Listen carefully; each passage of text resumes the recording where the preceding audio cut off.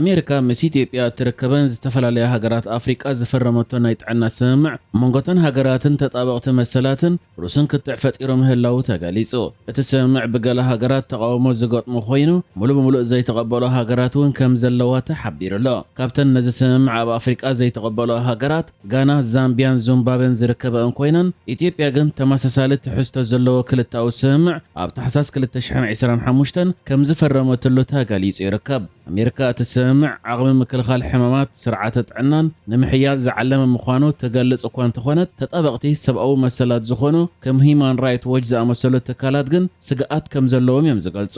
እዚ ሓደ ካብ ዝዓበዩ ተጣበቕቲ ሰብኣዊ መሰላት ዝኾነ ትካል ሂማን ራይት ዎች ብሰነ ኣብ ዘውፅኦ መግለጺ ምስ ኢትዮጵያ፣ ኬንያ፣ ሩዋንዳ፣ ኡጋንዳ፣ ናይጄርያን ሞዛምቢክን ዝተፈረሙ ስምምዓት ከም ዝመርመረ ብምጥቃስ እተን ሃገራት በቲ ስምምዕ መሰረት ናይ ጥዕና መረዳእታ ናይ ዜጋታትን ንኣሜሪካ ከም ዝቕርባ ይገሊጹ። እዚ ስምምዕ እዚ ድማ ድሕነት ውልቃዊ መረዳእታታት ጥዕና ዜጋታትን ኣብ ሓደጋ ከወድቕ ከም ዝኽእል እውን እቲ ትካል ኣጠንቂቑሎ።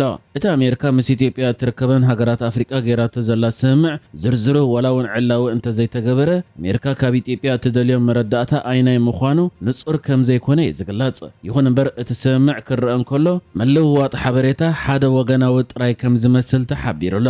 ማለት ሃገራት ኣፍሪቃ ጥራይ ንኣሜሪካ ብዛዕባ ናይ ዜጋታትን ናይ ጥዕና ሓበሬታ የሕሊፈን መሃብ ዝመስል ምዃኑ ተገሊጹሎ። ኣሜሪካ ንኢትዮጵያ እትህቦ ሓበሬታ ከም ዘየለን ምስ ተመሓላለፍቲ ሕማማት ዝተሓሓዙ መረዳእታታት ካብ ኢትዮጵያ ከም እትደልን ድማ እቲ ስምምዕ ከም ዘርኢ ተገሊጹ ይርከብ። ኣብ ግዜ ለበዳ ኮቪድ-19 ዝነበረ ምልውዋጥ መረዳእታታት ቁልጡፍ ክታበት ንኽመሃዝ ከም ዝሓገዘ ዝዝከር ኮይኑ ከምዚኦም ዝኣመሰሉ መረዳእታታት ኣቐዲምካ ምእካብ ጥቕሚ ከም ዘለዎም ይሕበር እዩ።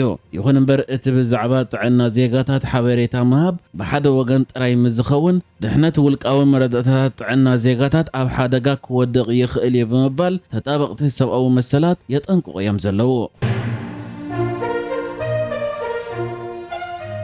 ኣብ ቀይሕ ባሕሪ ብሰንኪቲ ብኢራን ዝትገፍዑ ጥጉ ጀለ ሑቲ ኣብ ልዕሊ ናይ ስዑድ ዓረብ ናይ ነዳዲ መራኽብ ገይርዎ ዘሎ እገዳን መጥቃዕትን ሃገራት እቲ ዞባ ድሕነት መስመር ቀይሕ ባሕሪ ንምሕላው ኤርትራ ዘይተሳተፈቶ ወይ ዘግለለ ምስ ቀይሕ ባሕሪ ዝዳወባ ሃገራትን ካልኦት ሃገራትን ዝርከብኦ ሓድሽ ልፍንቲ ተመስሪትሎ። እቲ ሓድሽ ናይ ሓይሊ ባሕሪ ናይ ምክልኻል ልፍንቲ ብመሪሕነት ስዑድ ዓረብ ዝተመስረተ ኮይኑ ሚኒስትሪ ምክልኻል ስዑድ ዓረብ ድማ እቲ ልፍንቲ ከም ዝተመስረተ ዕላው ብምግባር ስርሑ ድማ ኣብ ቀይሕ ባሕሪ ናጽነት ምንቅስቓስ ዓለም ለኻዊ ናይ ንግዲ መስመራትን ናይ ጸዓት መስመራትን ምሕላው ምዃኑ ኣፍሊጡ ዝርከብ። ከም ዝፍለጥ ብቀይሕ ባሕሪ ኣስታት 20 ሚእታዊት ካብ ንግዲ ዓለምና ካብን ናብን ዝንቀሳቐስ ኮይኑ ብመጻወ ባብኤል መንደብ ኣትዩ ድማ ብመትረብ ስዌጽ እዩ ዝወፅእ። ይኹን እምበር ባብኤል መንደብ ኣብዚ እዋን ብሰንኪ መጥቃዕትታት ሑቲ ኣብ ሓደጋ ወዲቑ ዘሎ ብምዃኑ እዚ ስዑድ ዓረብ እትመርሖ ልፍንቲ እዚ ኣጋጢሙ ዘሎ ሓደጋ ንምብዳህ ዝተመስረተ ምዃኑ ይግለጽ ኣሎ። ነዚ ልፍንቲ ንምስራት 51 ሃገራት ዕድመ ዝቐረበለን ኮይኑ ካብዚአን 43 ልኡኻትን ሰዲደን ኣብቲ ዝተገብረ ኣኼባ ተሳቲፈን እየን። ኣብ መወዳእታ ድማ ብጀካ ኤርትራ እተን ምስ ቀይሕ ባሕሪ ዝዳወባ ሃገራት ዝርከብኦ ሓድሽ ልፍንቲ ተመስሪትሎ። እቲ ልፍንቲ ስዑድ ዓረብን 13 ሃገራትን ዘጠቓለለ ኮይኑ እተን ሃገራት ከዓ ቱርኪ፣ ኩዌት፣ ባሕሬን፣ ቀጠር፣ ዮርዳኖስ፣ ግብፂ፣ ፓኪስታን፣ ሱዳን፣ ጅቡቲ፣ ሶማል፣ ባንግላዴሽ፣ የመንን ኮሞሮስን ምዃነን ተፈሊጡ ይርከብ። ይኹን እምበር እታ መጸታ ቀይሕ ባሕሪ ብዝተሓዝ ብተደጋጋሚ ምስ ግብፂ ከምኡ ድማ ምስ ስዑድ ዓረብ ርክባት ክትገብር ጸንሐት ኤርትራ ካብዚ ተመስሪቱ ዘሎ ልፍንቲ ተገሊላ ኣይተጸንበረተን ኣላ።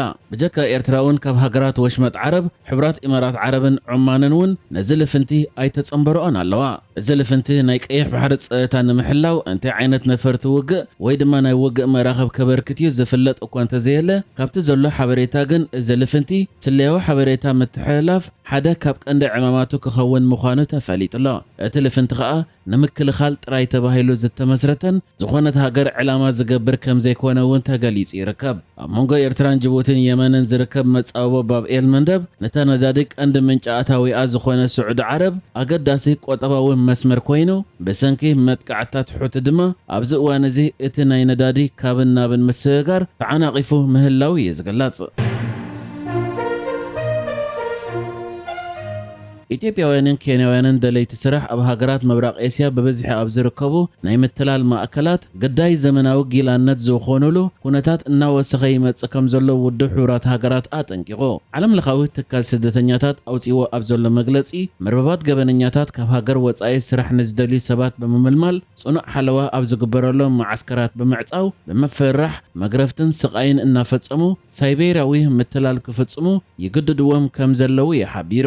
እቲ ትካል ቅድሚቲ ብረቡዕ ዝተባዕለ ዓለም ለኻዊ መዓልቲ ምክልኻል ዘይሕጋዊ ምስጋር ሰባት ኣብ ዘውፅኦ ጸብጻብ ኣብ መላእ ኤስያ ካብ ዝርከቡ ናይ ምትላል ማእከላት ንኽወፁ ካብ ዝተገብሩ ሰባት እቶም ዝበዝሑ ካብ ምብራቕ ኣፍሪቃ ዝመፁ ምዃኖም ኣፍሊጡ።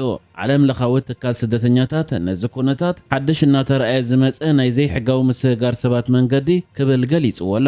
እቶም ግዳያት መብዛሕትኡ ግዜ ኣብ ወፃኢ ሃገራት ልዑል ኣታዊ ዘለዎ ስራሕ ከም ዝርከብ ብዝገልጽ ምልክታታት ተታሊሎም እዮም ዝኸዱ። እንተኾነ ናብቲ ዝተባህለ ቦታ ምስ በጽሑ ፓስፖርቶም ይምንጠሉ፣ ብቐጻሊ ጽኑዕ ክትትል እናተገብረሎም ድማ ኣብ ናይ ኦንላይን ምትላል ስራሓት ክዋፈሩ እዮም ዝግደዱ። ገለ ካብቶም ካብዞም ማዓስከራት ዝወፁ ሰባት ከም ዝገለጽዎ ኣብቲ ናይ ምትላል ንጥፈታት ንምስታፍ ፍቓደኛታት ብዘይምዃኖም ጥራይ መግረፍቲ፣ ጾታዊ ዓመፅ፣ ጥሜትን ንበይኖም ምዕጻውን ከም ዝበጽሖም ተዛሪቦም እዮም። ዓለም ለኻዊ ትካል ስደተኛታት ከም ዝገልጾ ካብ 2022 ክሳብ 2025 ኣብ ዘሎ ግዜ ኣብ ደቡብ ምብራቕ ኤስያ ንገበናዊ ንጥፈታት ተባሂሎም ካብ ዝተወሰዱ ካብ 39 ሃገራት ዝመጹ ልዕሊ 3500 ሰባት ከም ዝሓገዘ ዝገልጽ ኮይኑ ካብዚኦም ድማ ዜጋታት ኢትዮጵያ፣ ኬንያ፣ ኢንዶኔዥያ፣ ህንዲ፣ ስሪላንካን ባንግላዴሽን ከም ዝርከብዎም ይሕብር። ኣብ ኤርትራ ኣብ ርእሰ ከተማታ ሃገር ኣስመራ ሕዱር ሕፅረት ማይ እናገደደ ይመጽእ ከም ዘሎን ብዙሓት ስድራ ቤታት ድማ ኣብ ማይ ዝናብ ምእካብ ክምርኮሱ ይግደዱ ምህላዎም ማዕከን ዜና ኣጃንስ ፍራንስ ፕረስ ምስ ነበርቲ ገይረዮ ዝበለቶ ቃለ ምሕተት ጠቒሳ ጸብጺባ። እታ ማዕከን ኣብቲ ዘርጊሓቶ ዘላ ዜና ብተወሳኺ ገለ ኣታዊ ዘለዎም ስድራ ቤታት ብኽቡር ዋጋ ማይ ክገዝኡ ይግደዱ ከም ዘለውን በዚ ከዓ ኣመና ማይ ምቁጣብ ደረጃ ተበፂሑ ከም ዘሎን እቲ ናይ ማይ ጸገማት ከዓ ንመዓልታዊ ህይወት ኣመና ኣኽቢድዎ ምህላው ሓቢራ። እታ ማዕከን ወሲኻ ጠንቂ እቲ ኣጋጢሙ ዘሎ ከቢድ ሕፅረት ማይ ምእራግ ትሕተ ቅርፅን ከምኡውን ውፅኢታዊ ዘይኮነ ምሕደራ ማይን ከም ዝኾነን ብኤርትራ ድማ ዘተኣማምን ቀረብ ማይ ንምቕራብ ኣጸጋሚ ክገብሮ ከም ዝኸኣለን ምክፍፋል ማይ መብዛሕትኡ ግዜ ዘይስሩዑን ዘይውሕሱን ብምዃኑ ድማ ኣብ ኣስመራ ኣብ ርእሰ ከተማታ ሃገር ህዝቢ ኣብ እዋን ዝናብ ኣብ ዝዕቆሮ ማይ ብበዝሒ ክምርኮስ ይግደድ ምህላው ገሊጻ። ሚኒስትር ዜና ኤርትራ የማነ ገብረ መስቀል ብዛዕባ ዝጸብጻብ ብዝምልከት ርእይቶ ክህብ ንዝቐረበሉ ሕቶ ግብረ መልሲ ከም ዘይሃበውን ኣጃንስ ፍራንስ ፕረስ ሓቢራላ። ንሕጂ ዝተዳለወ ዜናታት እዚ ነይሩ። ብካልእ ክሳብ ንራኸብ ሰላም ንዓኹም።